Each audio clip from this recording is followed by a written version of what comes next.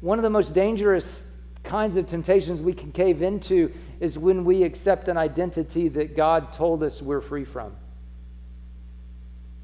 And we start to think, well, instead of being just the kind of person who's going to do what God wants us to do and just the kind of person who's going to do the right thing, we say, well, I'm just the kind of person that's going to mess up.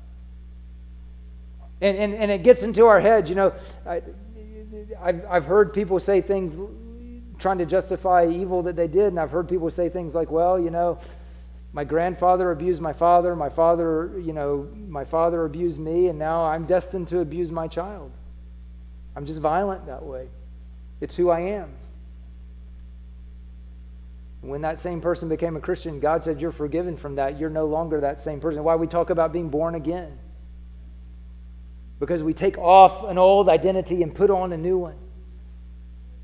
I've heard plenty of people who say, well, I drink because my grandmother was an alcoholic, my mother was an alcoholic, so now I'm an alcoholic. It's inevitable. It's who I am. It's in my genes. But the thing is, when you become a Christian, God offers freedom from that and says, you don't have to be that person. You can be born again.